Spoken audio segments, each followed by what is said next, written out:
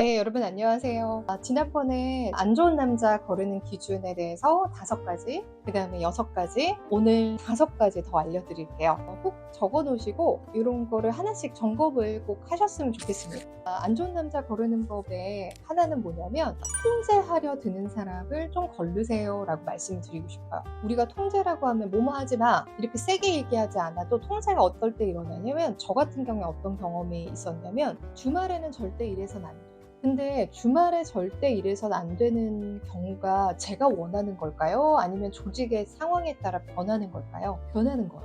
근데 주말에 절대 이래선 안 돼. 가족을 위해서 시간을 써야 돼. 너무 좋은 말 같죠? 근데 사회를 이해한다라고 하면, 그 다음에 어쩔 순간은 내가 좀 주말에도 일을 하면서 다지기를 해야 되는 때가 있잖아요. 그러면 그 상대의 과정을 이해하지 않고 그 말을 한다는 거는 사실 그것도 통제적 언어라고 생각을 해요.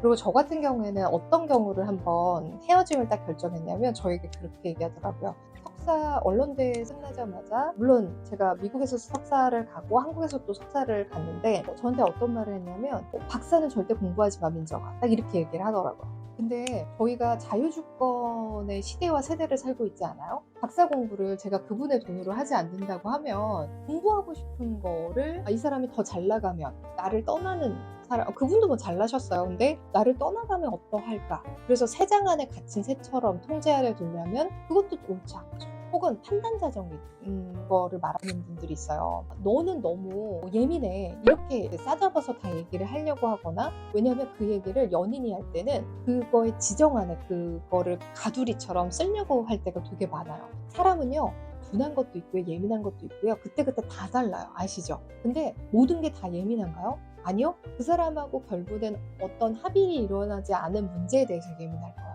근데 마치 너는 다 예민해서 내가 너만 받아줄 수 있어, 너란 사람을 받아줄 사람은 나밖에 안 될걸? 이런 통제 범위에 가스라이팅이 시작할 때 그런 경우가 있습니다. 그래서 좋을 수도 있는데 불구하고, 저는 이렇게 통제적인 언어를 할 때 제가 헤어졌던 경험이 있어요. 그래서 여러분에게도 자유주권이 있다는 거, 여러분을 성장하고 발전하는 거를 같이 존중할 수 있는 사람을 만나게 되기를 꼭 바라볼게요. 그래서 그런 분은 꼭 거르시라고 첫 번째 얘기 드리고 싶고, 두 번째는 사과하지 않는 분은 좀 거르세요 라고 말하고 싶어요. 우리 관계는요, 생각보다 작고 소소한 거에서 틀어집니다. 아주 작은 거에 고마움이나 아주 작은 거에 감사함을 표현하지 않으면 우리는 경우가 없다라고 생각해요. 그리고 어떤 사람을 만났는데 밥을 한 번도 안 사고 계속 밥을 얻어먹어요. 그러면 그게 한두 번, 3번, 4번, 5번은 괜찮은데요, 6, 7번 딱 되면요, 아, 이분은 거지근성이 마음에 있구나. 그리고 저만 해도 제가 지갑을 열지 않아요. 한 6, 7번 되면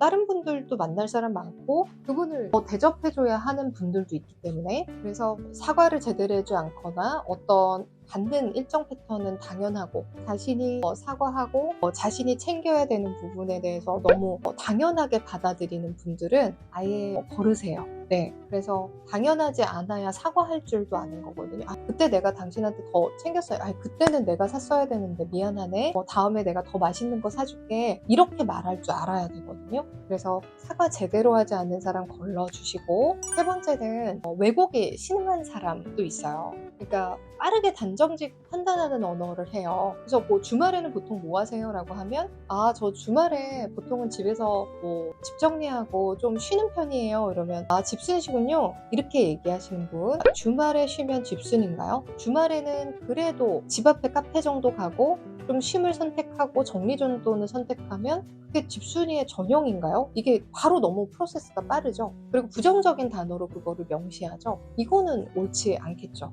왜곡이나 판단이 심한 분도 좀 거르세요 라고 말씀을 좀 드리고 싶어요. 네 번째는 예측 가능하지 않은 사람은 좀 피해 가세요. 예측 가능한 거는 원거리, 먼거리에 있어도 그 사람이 이 정도 생각을 할 거고 막 딴 사람을 만날 거다, 뭐 혼자 싱글인 척하고 다닐 거다, 막 이런 거 있잖아요. SNS에 늘 싱글인 척해요, 막 이러면 그거는 진솔함이 없는 거기도 하고 예측 가능하지도 못한 사람이 되겠죠. 왜요? 원래는 그러하지 않잖아요. 내 남편이나 내 남자친구가 떨어져 있어도 이 사람을 믿을만 해, 어느 정도 바운더리에, 이런 게 있어야 되는데 그 바운더리가 전혀 전혀 예측이 불가능해요? 그러면 그 사람을 제대로 안다라고 생각할 수 없겠죠. 그거를 만나서는 안 되겠죠. 5번째입니다. 5번째. 자신, 가족의 결핍을 객관화할 수 없는 사람은 고르세요. 이렇게 말씀을 드렸어요. 이거는 지난 시간에도 결핍과 행동에 대해서 얘기 나눴는데 참 실망스러워. 얘기할 수 있어야 돼요.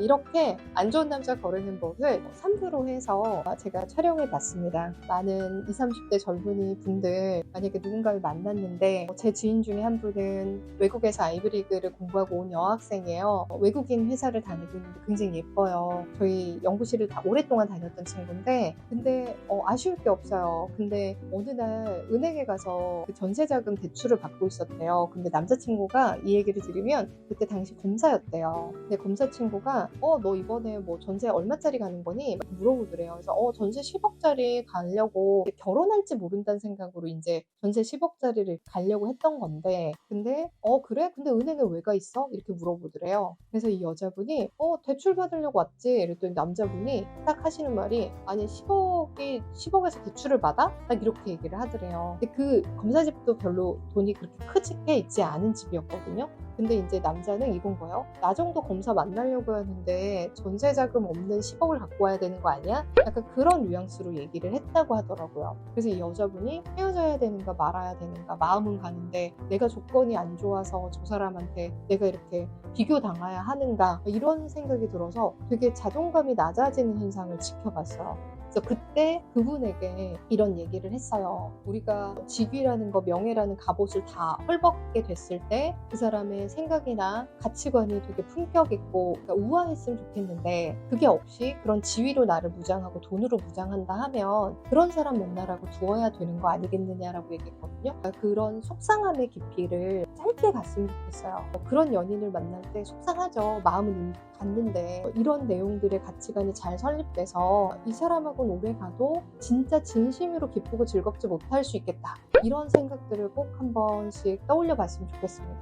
왜? 진실함이 없잖아요. 진솔함은요, 나에게도 있어야 되지만 모든 인간이 자신의 인생에도 진솔할 줄 알아야 되거든요. 허세를 약간 입히고 포장을 약간 얹고 그러면 포장을 좋아하시는 분들 만나면 돼요. 근데 명품 얘기하는 것들을 제가 뭐 즐거워하자 저분은 저 시간에 책들 더 읽고 이런 생각이 든다면 저는 그게 즐겁지 않거든요. 근데 거기서 박수치고 있다고 하면 여러분은 저를 말리시겠어요? 아니면 그러라고 하겠어요? 말리실 거란 말이죠. 우리가 자기 자신을 말려야 할 때는 적극적으로 말리고 눈에 선별을 좀 갖고 지혜를 갖고 상대도 보고 남자도 사람으로 한번 보는 거를 꼭 하셨으면 좋겠습니다. 저도 계속 그런 잣대로 보려고 노력하고 놓칠 때도 있고 그래서 여러분에게 그런 경험, 스티성 경험을 뭉쳐서 얘기한 거다라고 생각해 주시면 될 것 같아요. 네, 오늘도 수고 많으셨습니다. 제가 또 다른 코너로 얼른 찾아뵙도록 하겠습니다. 고맙습니다.